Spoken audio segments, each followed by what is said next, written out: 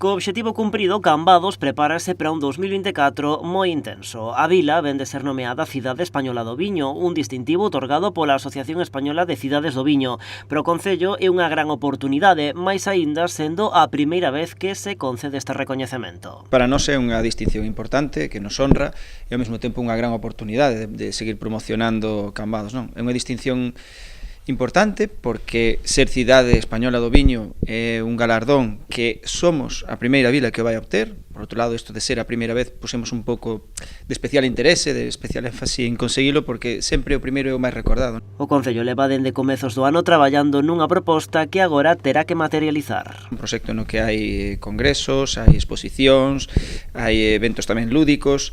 Traballouse pois contactando con ACEBIN para, tratar de canalizar de alguma maneira esa solicitude. Para o alcalde, o conxunto de propostas deben estar unidas polo mesmo fío conductor, mantendo sempre o sector do viño como o gran protagonista. A administración pode facer un traballo de catalizador, de aglutinar, de supervisar, de coordinar, pero os protagonistas ten que ser o sector vitícola, o sector enolóxico e o sector turístico, sen dúbida. Porque unha cousa está clara, o nomeamento de Cambados como Cidade Española do Viño é un gran escaparate para o municipio. Queremos amosarlle a toda España a cultura do viño de Cambados, as adegas de Cambados, como se fai a viticultura en Cambados, que é moi distinta a do resto de España, e tamén o turismo que está vinculado co mundo da enoloxía e co mundo da avicultura, da viticultura que se leva aquí a cabo. O nomeamento de Cambados como Cidade Española do Viño aprobouse o pasado 16 de outubro en Madrid nunha asemblea extraordinaria de ACEBIN.